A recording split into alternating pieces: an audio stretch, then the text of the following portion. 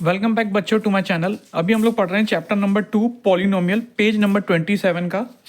Previous video मैंने अभी just introduction video ही start की थी और पिछली वीडियो में मैंने एक्सप्लेन किया था पॉलिनोमियल वन वेरिएबल क्या होता है, इंट्रोडक्शन, इस चैप्टर में हमें क्या क्या पढ़ना है। पेज नंबर 26 का थोड़ा एक्सप्लेनेशन किया था। अभी हम लोग पढ़ेंगे पेज नंबर 27 में क्या क्या डिटेल्स में लिखी हुई है। If the variable in a polynomial is x, we may denote the polynomial by p x, q x और आर एक्स। अगर कोई वेरिएबल है पॉलिनोमियल में एक्स के टर्म में दिया हुआ है तो उसको हम लिखते हैं पी एक्स, मतलब पॉलिनोमियल ऑफ एक्स।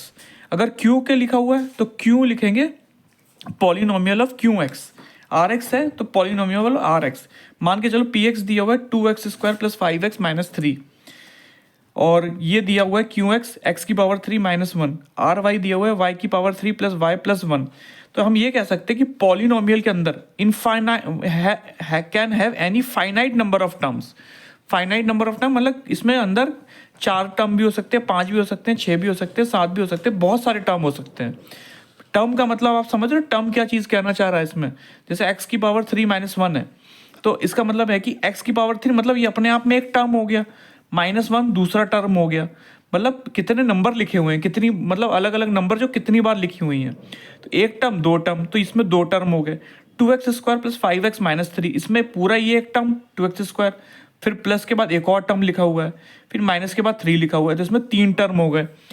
उसके बाद आ जाओ एक और 5 की पावर 3 + y + 1, इसमें भी 3 टर्म दिख रहे हैं आपको, क्योंकि y³ एक टर्म हो गया, y एक और हो गया, +1 एक और हो गया। इसमें 4 टर्म लिखे हुए हैं। तो फॉर एग्जाम्पल x की पावर 150 + x की power 149 plus plus plus plus करते करते इसके अंदर कितने टर्म हो गए, x की पावर 1 मतलब +1 तक आया पॉलिनोमियल, तो इसमें कितने टर्म हो गए, 151 टर्म हो गए।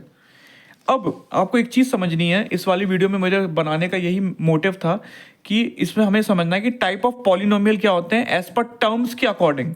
अगर टर्म के अकॉर्डिंग अगर हम समझना चाहें पॉलिनोमियल कितने प्रकार के होते हैं, तो वो होते हैं 3 प्रकार के। एक होता है मोनोमियल, एक होता है आपका बाइनोमियल, और एक होता है आपका ट्राइनोमियल।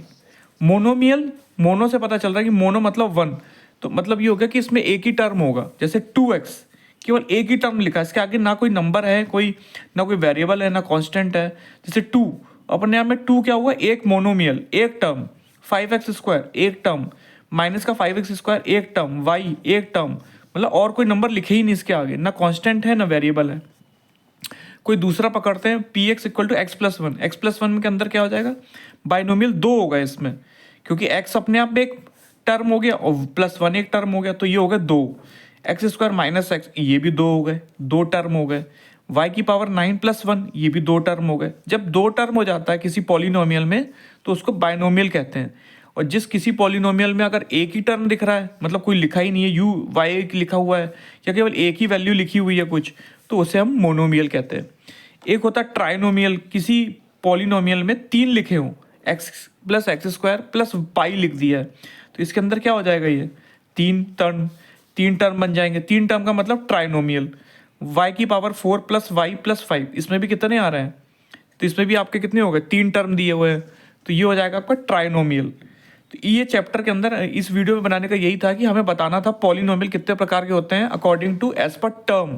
कि टर्म अगर पता करेंगे 1 टर्म, 2 टर्म, 3 टर्म, मतलब एक डिजिट एक बार आ रही है, दूसरी भी आ रही है कि तीसरी भी आ रही है। अगर एक बार आ रही है तो मोनोमियल, 2 बार अगर 2 टर्म आ रहे हैं तो बाइनोमियल, 3 टर्म आ रहे हैं तो ट्राइनोमियल।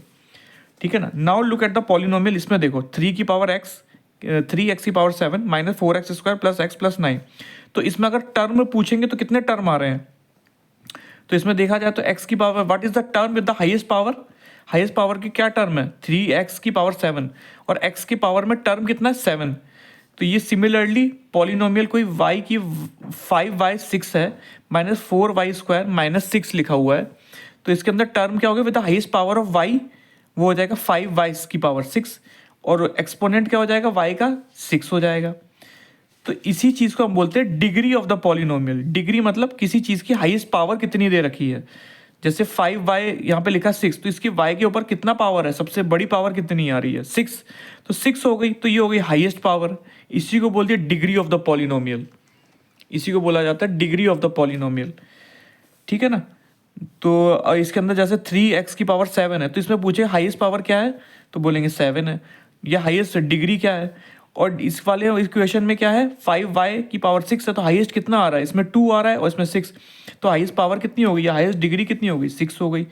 और जो आखिरी लाइन लिखी हुई है the degree of a non zero constant polynomial is zero, मतलब ये है कि कोई डिग्री मतलब वो कोई नंबर लिखा है कांस्टेंट 5, तो 5 लिखा है, अगर इसकी डिग्री पूछोगे तो कितनी होगी 0, क्योंकि कोई वेरिएबल तो इसके साथ लिखा ही नहीं है नंबर, कोई 5 है या कोई नंबर 6 लिखा हुआ है मान लो, और इसके साथ कोई वेरिएबल नहीं है, कोई पावर वाला नहीं है, जैसे x की पावर 2 केवल सिंगल 6 लिखा हुआ है, तो इसकी डिग्री क्या हो गई 0 हो जाएगी, क्योंकि कुछ लिखा ही नहीं है, वेरिएबल ही नहीं है, वेरिएबल 0 है, तो इसकी क्या हो जाएगी डिग्री 0 हो जाएगी। बस इस वीडियो में हम इतना ही रखते हैं, अगली वीडियो में हम समझेंगे एग्जाम्पल नंबर 1 को डिटेल में, उसके आगे फिर हम लोग कोशिश करेंगे कि चैप्टर का एक्सरसाइज 2.1 भी स्टार्ट कर दिया जाए। चलिए, thanks for watching this video. अगर अच्छा लगा, आपको वीडियो समझ में आ रही है और अच्छी लग रही है तो ज़रूर लाइक करिएगा और चैनल को सब्सक्राइब करिएगा।